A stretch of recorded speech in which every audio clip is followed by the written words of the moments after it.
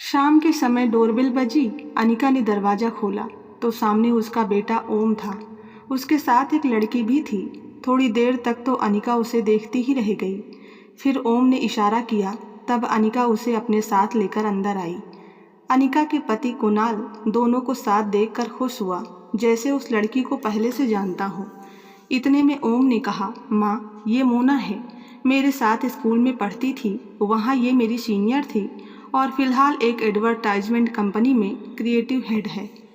पापा इसे पहले से ही जानते हैं, बस आपसे मिलवाना बाकी था तो मैं आज इसे घर ले आया। ओह, बैठो, मैं तुम्हारे लिए चाय नाश्ता लेकर आती हूँ। तभी मोना ने कहा, नहीं नहीं आंटी, आप परेशान मत होइए, बस आपसे मिलने की इच्छा थी, इसलिए मैं ओम के साथ चली आई।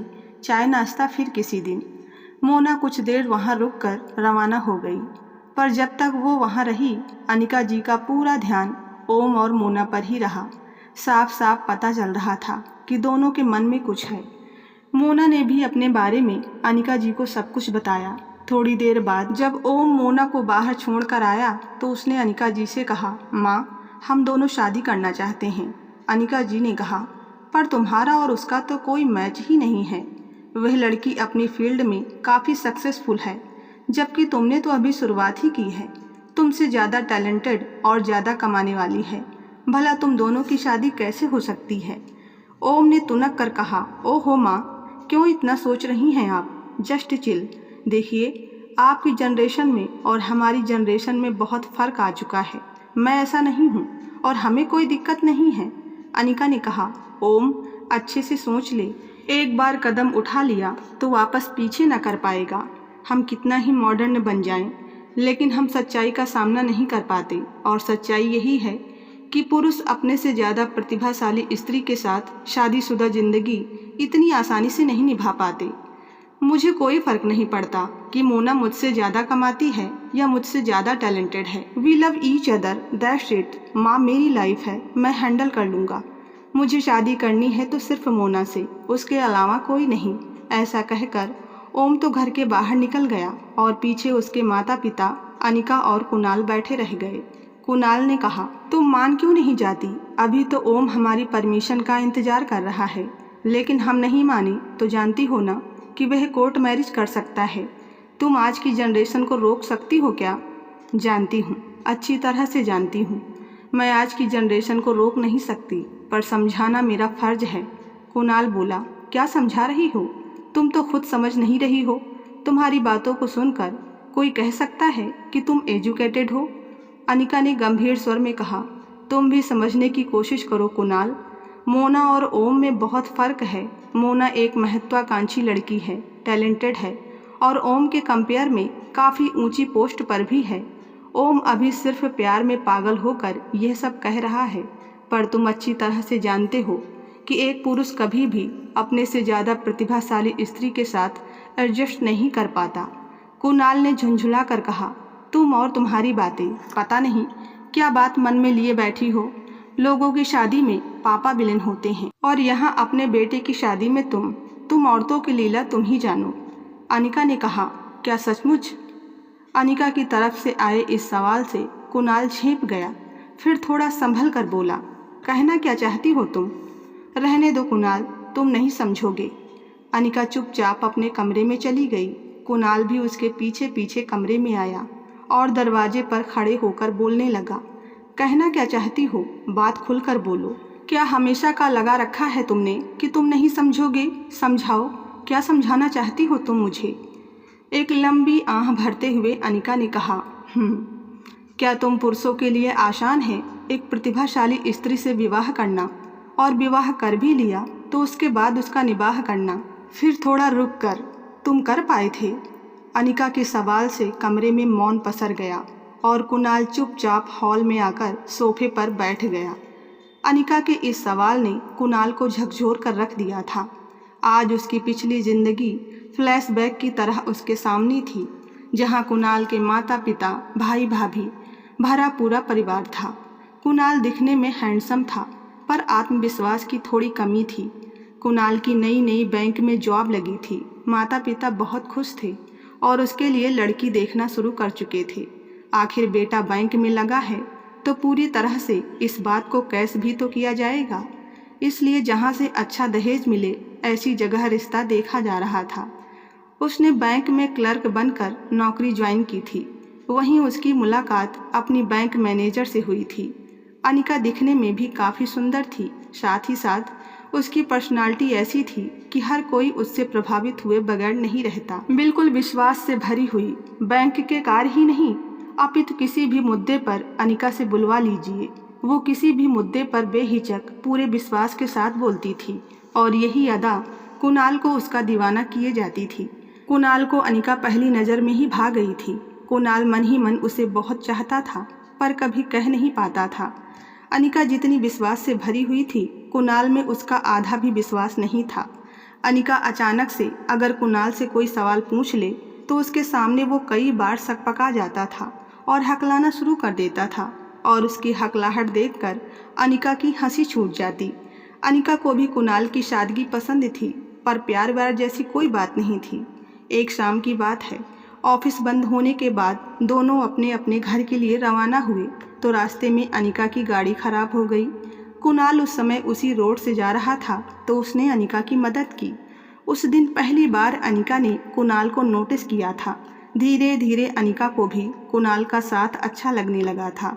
दोनों में मुलाकातें बढ़ने लगी। ऑफिस के बाद भी कई बार कॉफ़ी शॉप में बैठकर बातें कर रहे होते।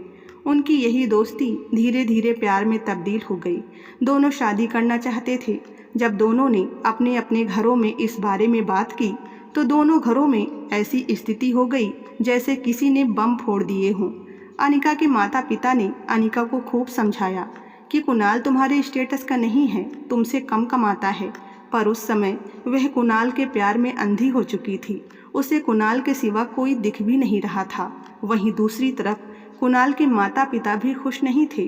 पर जब किसी पारिवारिक दोस्त ने समझाया कि अनिका कुणाल से ज़्यादा ऊंचे ओहदे पर है और ज़्यादा कमाती है तो पैसों के लालच से ही सही बेटे के सामने झुककर उसकी शादी को तैयार हो गए थे। पर उनकी यह भी शर्त थी कि अनिका को घर भी संभालना पड़ेगा और साथ ही साथ रीति रिवाज भी मानने पड़ेंगे। आखिर काफ़ी सारे हंगामे और मान मनुहार के बाद दोनों की शादी हुई। चलते फिरते लोगों ने ताने भी बहुत मारे पर फिर भी दोनों अपने रास्ते से न डिगे। पर असली परीक्षा तो शादी के बाद शुरू होनी थी। अगर किसी घर में कुछ अच्छा हो रहा है तो भड़काने वाले भी कम नहीं होते हैं। बस वही सब इन दोनों के साथ होने लगा। अनिका ने शादी के बाद भी नौकरी जारी रखी थी। आते जाते लोग जेठानी के दिमाग में यह भरने लगे कि भाई तू तो अपनी देवरानी की नौकरानी बनकर रह गई। वह तो सुबह सुबह उठकर अपने समय पर नाश्ता बनाकर तैयार होकर ऑफिस चली जाती है और सारा काम तुमको संभालना पड़ता है। इसका नतीजा ये हुआ कि महज 2 महीनों में ही घर में 2 चूल्हे हो गए, जिसका जिम्मेदार भी अनिका को ठहरा दिया गया। पहले जहां जेठानी के साथ मिलकर अनिका घर का काम कर लेती थी, वहीं अब पूरा काम अनिका की जिम्मेदारी हो गया। अनिका सुबह उठकर घर का सारा काम कर ऑफिस जाती और वापस आने पर कोल्हू के बैल की तरह दोबारा घर के कामों में लग जाती। पर फिर भी सास ससुर खुश न होते। हाँ, महीने की शुरुआत में पगार लेने को तैयार ज़रूर हो जाते। काम तो कोई करता नहीं, पर अनिका को ही 2 बातें और सुना दी जाती। कुणाल अगर अनिका की मदद करना चाहे भी तो उसे जोरू का गुलाम जैसे शब्दों से नवाजा जाता। छोटे मोटे तीज त्योहारों पर अनिका से छुट्टी करने के लिए कहा जाता और अगर वह मना कर दे तो घर में लड़ाई झगड़े हो जाते। जब देखो तीज त्योहार पर लड़ाई झगड़े करवा देती है। यही संस्कार दिए हैं इसके माँ बाप ने। भला घर में बरकत कहाँ से हो?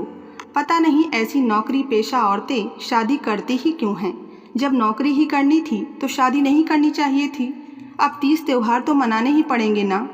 अब तो कुणाल के दोस्तों ने भी ताने मारने शुरू कर दिए। अरे भाभी जी तेरी कहाँ सुनती होंगी, ऑफिस में भी तेरी बॉस, घर में भी तेरी बॉस, तेरे तो मज़े हैं, भाभी कमा कर खिला रही हैं, तुझे क्या चिंता। लोग तो मजाक मजाक में कह जाते, लेकिन ये बातें सीधे कुणाल के दिल पर तीर की तरह लगती। बाहर तो बाहर घर वाले भी क्या कम थे। जब भी घर में कोई बात होती तो ताने कुणाल को सुनने को मिलते। तेरी बीबी तेरी बॉस होगी तो तू ही सुनेगा, हम नहीं। अब तो कोई ना कोई बात पर अनिका और कुणाल के बीच में झगड़े होने शुरू हो जाते। अनिका भी समझ रही थी कुणाल की मनोस्थिति। वो अनिका से नौकरी छोड़ने के लिए भी नहीं कह पा रहा था और ना ही चुप रह पा रहा था। उस दिन छोटी सी बात पर घर में झगड़ा हुआ था। माँ ने घर में यज्ञ हवन करवाया था, जिसके लिए उन्होंने अनिका से छुट्टी करने को कहा।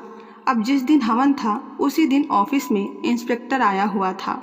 अनिका मैनेजर थी, तो इसलिए जाहिर सी बात है उसका ऑफिस में होना ज़रूरी था। इसलिए अनिका का छुट्टी करना संभव नहीं था। बस इसी बात का बतंगड़ बनाकर माँ ने झगड़ा शुरू कर दिया। बात बहुत बढ़ गई। जब पुरुष अपने दंभ को नहीं जीत पाता तो वह औरत को दबाना शुरू कर देता है। बस आज भी वही हुआ। आखिर एक पुरुष पर अपने पति होने से ज़्यादा पुरुष वाला दंभ हावी हो गया। गुस्से में कुणाल ने अनिका पर हाथ उठा दिया, जबकि वह अच्छी तरह जानता था कि अनिका गलत नहीं थी। नतीजा ये हुआ कि अनिका ने अपना सामान पैक किया और सीधे मायके जाकर बैठ गई। उस समय ज़माना कुछ और था। कोई भी माता पिता यह नहीं चाहते थे कि शादीशुदा बेटी अपने मायके आकर बैठे। माता पिता ने भी उसे समझाने की बहुत कोशिश की, बिना यह जाने कि अनिका की कोई गलती नहीं थी। पिता अलग ही गुस्सा हो रहे थे। पहले ही कहा था कि इस रिश्ते का कोई अस्तित्व नहीं है, पर इसको बात समझ में नहीं आई थी। तब तो आंखों पर प्यार का पर्दा पड़ा हुआ था। बस अब सब कुछ छोड़ छाड़ कर आ गई। समाज में कोई इज्जत है कि नहीं हमारी। अब आप शांत रहिए, कुछ दिन शांति से बैठ जाइए। जब उसका गुस्सा ठंडा हो जाएगा तो अपने आप ही चली जाएगी। माँ ने पिताजी को चुप कराते हुए कहा, अरे इसकी छोटी बहन की शादी की बात चल रही है। क्या जवाब देंगे लड़के वालों को कि बड़ी बहन क्यों आकर बैठी है मायके में? अरे कह देंगे कि कुछ दिन मायके मिलने के लिए आई है। आखिर कुछ दिन शादीशुदा बेटी मायके तो रह ही सकती है। जैसा तुम चाहो, पर खबरदार बाहर ये बात फैलनी नहीं चाहिए। इधर कुणाल भी अच्छे से जानता था कि अनिका गलत नहीं थी, बल्कि गलती उसके माता पिता की थी। लेकिन उसका दंभ उसे अनिका के सामने झुकने से रोक रहा था। वो पति ही क्या जो अपनी पत्नी के सामने झुक जाए, बस यही सोच उसे आगे बढ़ने से रोक रही थी। लेकिन कुछ दिन बाद पता चला कि अनिका माँ बनने वाली है। अब तो अनिका को हर कोई समझाने लगा था। बच्चे की दुहाई दी जाने लगी। कुणाल भी चाहता था कि अनिका वापस आ जाए, पर किस मुंह से बोले। एक दो बार माँ पिता से बोला तो दोनों उसे ही सुनाने लगे, हमने तो निकाला नहीं था उसे, अपनी मर्जी से गई थी तो अपनी मर्जी से आ जाएगी, कोई ज़रूरत नहीं है उसे लाने की। अगर आज झुक गया तो कल को सिर पर चढ़कर नाचेगी। लेकिन समाज, रिश्तेदार और दोस्तों का इतना ज़्यादा दबाव बढ़ गया कि आखिरकार अनिका के माता पिता खुद अनिका की मर्जी के विरुद्ध उसको ज़बरदस्ती छोड़ने उसके ससुराल पहुंच गए। जिस तरह से सास, ससुर, जेठ, जेठानी अनिका को देखकर मुस्कुरा रहे थे, अनिका के स्वाभिमान के टुकड़े टुकड़े हो गए। रूठी रानी को कौन मनाए, आ गई अपने आप ही। सास ने तंज कसा, औरत कितनी ही हवा में क्यों न उड़ ले, रहना उसे ज़मीन पर ही है। अच्छे से जानते हैं ऐसी औरतों के पंख कुतरना। ससुर ने अपनी तरफ से दो शब्द और जोड़े। अनिका बेचारी, वह तो अपने स्वाभिमान की लाश उठाए उस घर में रहने को मजबूर हो गई, क्योंकि कोई साथ ही नहीं दे रहा था। ना माता पिता समझ रहे थे और ना ही पति। कुणाल से तो इतना भी नहीं हुआ कि कम से कम अपनी गलती की ही माफ़ी मांग ले। हाँ, इतना ज़रूर था कि अब तनिका पर तंज दो गुने प्रहार से किए जाने लगे। समाज की नज़रों में अनिका वैसे भी कुसंस्कारी बहू बन चुकी थी, जो अपने पति के खिलाफ उसके घर को छोड़कर मायके चली गई। गर्भावस्था के वो महीने अनिका पर बहुत भारी पड़ रहे थे। घर का काम, ऊपर से जॉब, दोनों को संभालना अनिका के बस की बात नहीं थी। ऊपर से गर्भावस्था की अलग समस्याएं, ढंग से खान पान न होना और ज़रूरत से ज़्यादा काम और प्रेशर के कारण अनिका की तबीयत बिगड़ने लगी थी। पहले से ज़्यादा कमज़ोर होने लगी थी। लेकिन किसी को कुछ लेना देना नहीं था। हालांकि कुणाल अपनी तरफ से खाने पीने का सामान मुहैया करा देता था, पर अब अनिका के मन में ना तो पहले जैसा प्यार था और ना ही सम्मान। इसलिए वह भी ज़्यादा कुछ कुणाल की केयर की तरफ ध्यान ना देती। 9वें महीने में अनिका ने ओम को जन्म दिया। पोता होने पर ही सही, अनिका की थोड़ी पूंछ बढ़ चुकी थी ससुराल में, क्योंकि बड़ी बहू के तो सिर्फ एक बेटी थी। पोता होने पर माता पिता ने बहुत खुशियां मनाई। जिस सास ने पूरे गर्भावस्था में कभी ध्यान न रखा, वही सास अब अनिका का पूरा ध्यान रखने लगी थी। आगे आगे अनिका के खान पान का पूरा ध्यान रखा जाता था।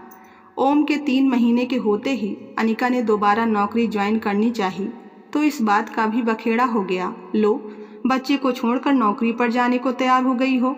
तुम आजकल की लड़कियों में ममता नाम की कोई चीज़ है या नहीं? बच्चे क्या हमारे भरोसे जने हैं? बच्चे का ध्यान कौन रखेगा? छोड़ो ये नौकरी वोकरी के ढकोसले, घर में बैठो और घर बैठकर अपने बच्चे को पालो। अरे कुणाल, तू क्यों नहीं समझा रहा अपनी लोगाई को? ऐसे क्या लोगाई की कमाई का लालच तुझे? अपने बच्चे पर भी ध्यान नहीं दे रहा। ओम के होने के बाद कुणाल को भी बहाना मिल गया और उसने साफ साफ शब्दों में अनिका को कह दिया, अनिका क्यों जिद कर रही हो? ओम की परवरिश के लिए जॉब छोड़ दो, पहले बच्चा जरूरी है। 2 टूक जवाब में कुणाल ने बात को ख़त्म कर दिया।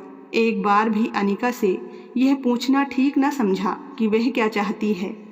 आखिर अनिका इस शादी को तोड़ना नहीं चाहती थी, क्योंकि उसे अच्छे से समझ में आ चुका था कि इस समाज में एक औरत के लिए एक पुरुष का अस्तित्व होना ज़रूरी है, पर जॉब के लिए भी तो उसने बहुत मेहनत की थी। सच है, जब पति साथ नहीं देता तो औरत 2 राह पर खड़ी हो ही जाती है। अनिका के साथ भी वही हो रहा था। पति साथ नहीं दे रहा था, आखिर वो क्या करे? अनिका नौकरी छोड़ो और घर संभालो, ओम की परवरिश ज़्यादा ज़रूरी है। आखिर इन शब्दों ने अनिका को नौकरी छोड़ने पर मजबूर कर ही दिया।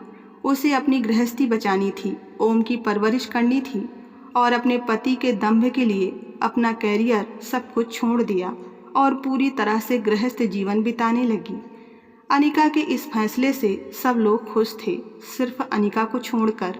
सबको अपनी अपनी विजय हासिल हो चुकी थी और अनिका अपनी हार अपने दिल में समेटे बस अपनी गृहस्थी बचा रही थी। उसके दिल के टूटने की आवाज़ तो किसी ने सुनी ही नहीं थी। नौकरी छोड़ने के बाद भी कौन सा कोई भी उसे सुनता था।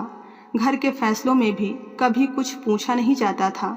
उसे तो सिर्फ कार्यकर्ता की तरह काम बता दिया जाता था। सबसे बड़ा बदलाव तो उसने खुद में किया था। अब वो ज़्यादा किसी से कुछ कहती भी नहीं थी। न पहले जैसी उन्मुक्त हंसी थी और ना ही साज श्रृंगार। बिल्कुल साधारण तरीके से रहने लगी थी। जिसने जो काम कह दिया चुपचाप कर दिया। शायद अब यह गूंगी गुड़िया सबको पसंद आती थी। समय यूं ही चलता रहा। सास ससुर माता पिता स्वर्ग सिधार गए, पर आज जब ओम ने मोना से शादी की बात की तो अतीत उठकर सामने खड़ा हो गया, जिसमें अनिका को अपने अस्तित्व के टुकड़े टुकड़े नजर आ रहे थे। वहीं कुणाल को नजर आ रहा था तो सिर्फ अपना दंभ कि कैसे उसने अनिका के अरमानों को कुचल डाला था। जिन खूबियों को देखकर वो अनिका का दीवाना हो गया था, वही खूबियां बाद में कमियों में बदल गई। क्यों बर्दाश्त नहीं कर पाया था अपनी पत्नी के आत्मविश्वास को? क्यों पचा नहीं पा रहा था उसकी सच्चाई को? इसलिए कि वो भी इसी समाज का हिस्सा था, सिर्फ इसलिए कि वो एक पुरुष था।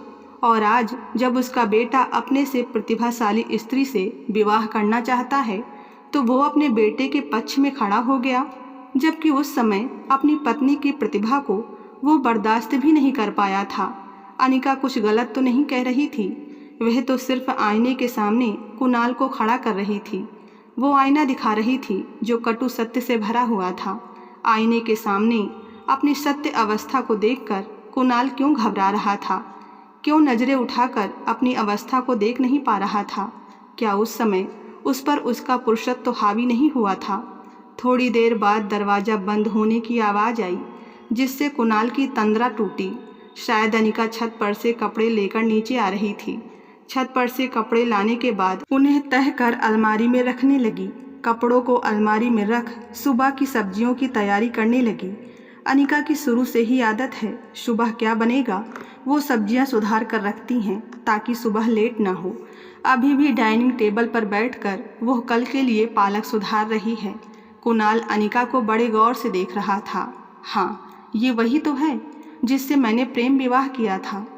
इसके लिए तो दब्बू होने के बावजूद मैं अपने माता पिता से भी लड़ गया था। इसका आत्मविश्वास मुझे बहुत अच्छा लगता था। इसका उस समय बेबाकी से कुछ भी बोल देना मेरे दिल को भा गया था। पर आज ये चुप रहती है, मुझसे ज़्यादा बात तक नहीं करती। बालों में से चांदी भी चमकने लगी थी। हल्की हल्की झुर्रियाँ भी पड़ने लगी हैं। आंखों पर चश्मा भी चढ़ चुका है। बेतरतीब तरीके से जूड़ा बांध रखा है। कोई देखकर कह नहीं सकता कि किसी ज़माने में यह एक बैंक में मैनेजर हुआ करती थी। इसने मेरे साथ अपनी गृहस्थी बसाई थी, पर मैं ही इसका साथ न दे पाया। हाँ, यही तो है वो जो मुझसे भी ज़्यादा प्रतिभाशाली थी, मुझसे भी एक कदम आगे थी, पर पता नहीं क्यों मैं ही इसकी प्रतिभा को झेल नहीं पाया। क्यों समाज और परिवार वालों की बातों में आकर मैंने इसके अरमानों का गला घोंट दिया, और यह फिर भी मेरा साथ दे रही है। कुणाल अपनी जगह से उठा और अनिका के पास जाकर डाइनिंग टेबल पर बैठ गया। कुछ चाहिए था आपको? हाँ, कहिए। माफ़ी चाहिए थी। अनिका ने हैरानी से कुणाल की तरफ देखा। एक पुरुष कभी अपनी पत्नी से माफ़ी नहीं मांगता, और अगर मांगेगा तो उसकी पत्नी हमेशा उसके सिर चढ़कर नाचेगी। अपने पिताजी की बात भूल गए? अनिका ने व्यंग्यात्मक तरीके से कहा। जानता हूँ, मैंने तुम्हें बहुत दुख दिए हैं। आज मैं अपने सभी गुनाहों की तुमसे माफ़ी मांगता हूँ। अब क्या फ़ायदा? वो वक्त तो चला गया, वो लोग भी चले गए जिनके सामने मुझे बार बार बेइज्जत होना पड़ा था। देखो, मैंने तो खुद को भी बदल लिया है। अब तो मैं पहले वाली अनिका भी नहीं रही। फिर अब क्यों माफ़ी? किसे पता चलेगा कि एक पुरुष ने अपनी हार स्वीकार कर ली है। कुणाल बोला, पर मैं तो हूँ उन गुनाहों का बराबर हिस्सेदार।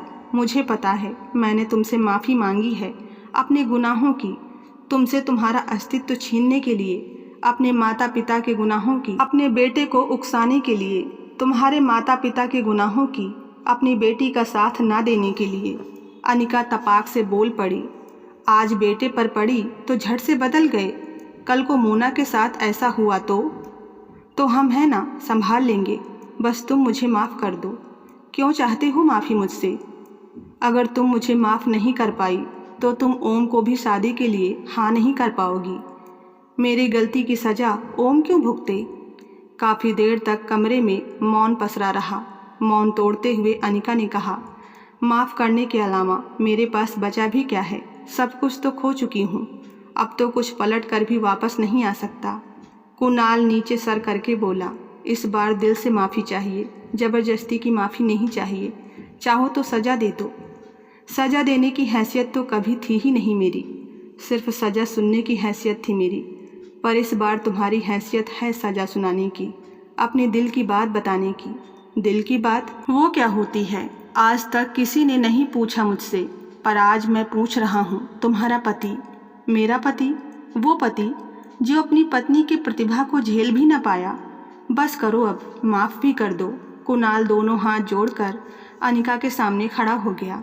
अनिका बहुत देर तक कुणाल को निहारती रही। उसकी आंखों से निरंतर आंसू बह रहे थे। फिर अपने आंसू पोंछ कर बोली, एक शर्त पर, आप अपने पिता की तरह ससुर नहीं बनेंगे। अनिका कुणाल को वहीं छोड़कर ओम के कमरे की तरफ बढ़ गई। ओम, सो रहे हो? नो मम्मा, अभी नींद नहीं आ रही। क्या हम बात कर सकते हैं? हाँ, क्यों नहीं। अनिका ओम के कमरे में उसके बेड पर आकर बैठ गई। काफ़ी देर तक कमरे में खामोशी छाई रही। फिर अनिका ने कहा, मोना बहुत ही अच्छी लड़की है। क्या तुम सचमुच उससे शादी करना चाहते हो?